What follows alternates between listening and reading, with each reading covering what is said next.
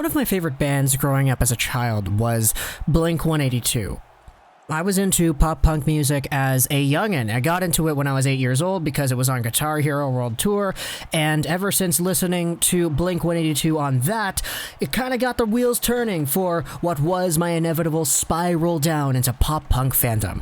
However, when it came to Blink-182, my favorite band, I never really listened to one album in particular, and that was one of their very first releases, Buddha, from 1994. I listened to Cheshire Cat and Dude Ranch and Take Off Your Pants and Jacket and all those albums. But Buddha was the one I left out. Now, one of the more notable tracks on this album, though, was indeed a song called Carousel.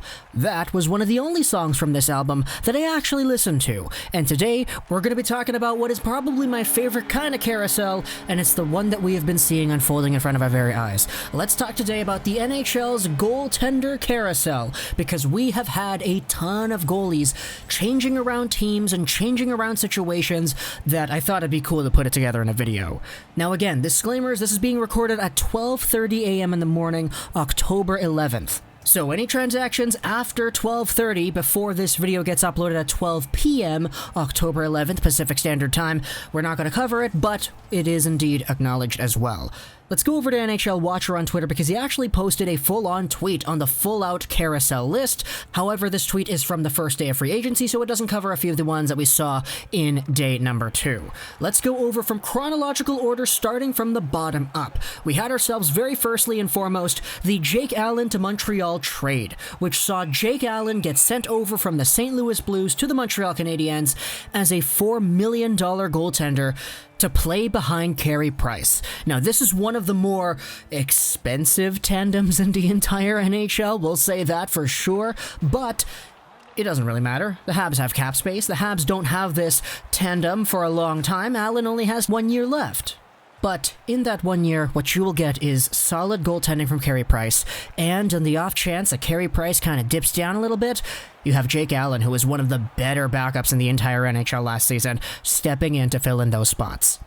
Next up, though, it was Devan Dubnyk over to the San Jose Sharks. This one was, oh boy, yeah, it was kind of weird, you know?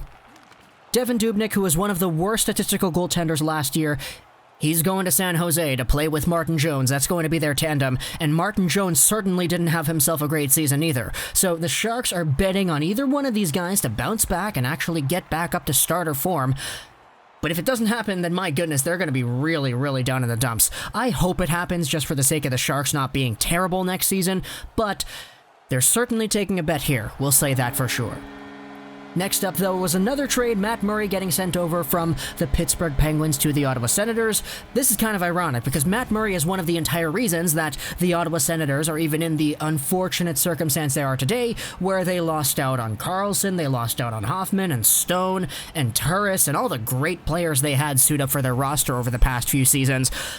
Because if they ended up winning that Game 7 against Pittsburgh, they probably would have gone to the finals and their entire fate would have been different. But Matt Murray was the goaltender who pretty much just shut the door on them that season, and now he is going to become a Sen. He's a guy who is going over there doing his thing. He was the odd one out in Pittsburgh because they just deemed that Jarry was the better goaltender, and based off of the reaction of the fans, everybody kind of agreed that that was so.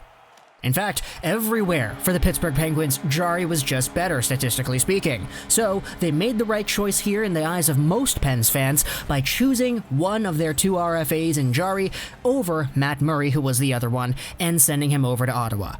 He got re-signed to a contract recently, and now he will be there for the next 4 seasons with a $6.25 million cap hit. That's a lot, but hey, it's Ottawa. Ottawa's got a ton of cap space, and based off of what we've seen over the past few seasons, they're really in a position where they don't want to overpay anybody. So it gives them at least a mercy pass to say, okay, you guys have one overpaid contract here. It'll go to the goalie, the guy who probably, if he bounces back, can become a #1 goaltender in this league again, but we'll have to wait and see. Now on to the actual signings, because the first one here on the tweet is actually Henrik Lundqvist to Washington. This one was inevitable. Everybody saw it coming because reports came out from the media saying that the Washington Capitals were very much hinting towards a Lundqvist being on their radar, and apparently there was reciprocation from Henrik Lundqvist, and then we saw that on day one of free agency because Lundqvist officially signed with the Samsonov-led Washington Capitals. They'll probably split it off 1A, 1B maybe give Samsonov 50 and Lundqvist 30, something like that. Give Samsonov the actual reins to being able to take over that number one spot and set him up to do so in the long-term future. But Henrik Lundqvist going over there provides stability. He is a goaltender who needs a cup. My goodness, Washington, win this man a cup. And you know, if it does happen, I'm not going to be mad. Ovi and Hank handing off the cup to each other back to back. Ooh, that sounds like a great piece of imagery that will cement itself into hockey's future forever. But for Henrik Lundqvist, it's a one-year contract over here. $1.5 million, it's actually pretty okay. Next up though, this isn't covered in the tweet, but it is indeed a new goaltender over to Minnesota. We saw how Devan Dubnyk was traded over from Minnesota to San Jose, leaving Kaapo Kähkönen over there in Minnesota, as well as Alex Stalock. Hey, they just got Cam Talbot. Nice. You could say what you want about whether or not Cam Talbot is actually good enough to be a number one starting goaltender, but hey, he was pretty good with Edmonton a few years ago, so let's give him an opportunity to see what he's worth. Next up, though, we spoke about the Capitals and how they lost out on a goaltender and how they acquired Henrik Lundqvist. The goalie that they lost was Braden Holtby, and he was signed by the Vancouver Canucks, a 2-year, $8.6 million contract, and he is 31 years old. He will split the reins over there with Thatcher Demko, and we will see how eventually that tandem will square off. I am expecting a little bit of a 1A, 1B situation.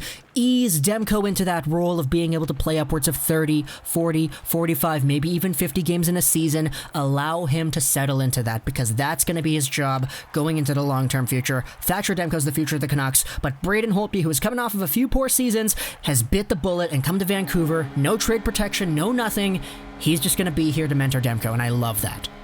Next up on the goalie carousel, though, we have ourselves a goalie who didn't leave. It's Anton Hudobin. The Dallas Stars re-signed Hudobin, the guy who led them into the finals without the need of Ben Bishop, to a contract, too, that's going to go on for 3 years. He's going to be there for $3.3 million a season, and for the Dallas Stars, hey, that's a pretty good contract for a guy who, even though he is 34 years old, this guy was crazy good in the playoffs. Next up, though, we had the big one from the Vancouver Canucks. It was Jacob Markstrom. Yeah, it sucks. It really does suck. But he's the replacement over for the Calgary Flames, Cam Talbot. He's going over there, a 6x6. My goodness, it's the good old Louis Eriksson contract. You'll love to see it. And we've already spoken about Jacob Markstrom and the Calgary Flames. Man, it really does hurt. But at the same time, they know the Canucks wouldn't have been able to afford that contract, of course. So I'm okay with it. It's just weird.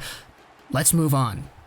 Next up, though, on the goaltender carousel, we have ourselves another big goaltender name. It's Corey Crawford going over from the Chicago Blackhawks to the New Jersey Devils. He's 35 years old. He's going to be paid for 2 years at $3.9 million a season. He will be probably splitting the reins with that Mackenzie Blackwood, because Corey Schneider, hey, that guy's not there anymore. He is a free agent as well. So you go from one Corey to another Corey, from Schneider to Crawford. I know that you had Louis Domingue in there as well, but he actually got completely sent in a different direction. We're not going to talk about the Domingue signing, as we haven't been talking about any of the other depth goalies. But next up on day 2 of the NHL's free agency period opening, we have Thomas Greiss, who went over from the New York Islanders to the Detroit Red Wings. He will probably split the load with Jonathan Bernier. We spoke about Greiss and his entire situation over in the previous video, so check that out if you haven't seen that yet. Next up, though, on the goaltending list, it's another goalie who ended up staying. It's Mike Smith. He re-signed a contract. It's 1 year, $2 million with the Edmonton Oilers. And right away, we saw a lot of Oilers fans be absolutely pissed the heck off with the fact that he actually re-signed. And aside from that, though, that is all we have. Again, there were some other goaltenders who switched teams that we just didn't cover because we didn't want to focus on any of the depth names. Guys like Louis Domingue, Keith Kincaid, all these guys are not really going to be NHL mainstays, which is why we didn't really cover them here. But for now, what we have for the goalie carousel, it's the return of guys like Hudobin and Mike Smith to Dallas and Edmonton. It's the trade of Jake Allen, Devan Dubnyk, and Matt Murray, then the free agent acquisitions of Henrik Lundqvist, Braden Holtby, Cam Talbot, Jacob Markstrom, Corey Crawford, and Thomas Greiss. That's a lot of goaltenders switching around. That's a lot of goaltenders finding new teams. And we still have a few other goalies who may indeed have themselves some opportunities. When it comes to the big names, we have a few guys. Corey Schneider's out there. Ryan Miller is out there. Craig Anderson, Jimmy Howard. There are some names remaining on the market. But of course, we will have to wait and see. But for now, this is our, so far, 2020 NHL Goaltender Carousel. So I'm going to go. I got some Blink-182 to listen to. I got to re-listen to the self-titled album because that one was the best one for sure. Talk to me in the comments what you thought about this entire idea here, the Goaltender Carousel from the NHL. I hope you enjoyed this. This was Trollus 99, and bye.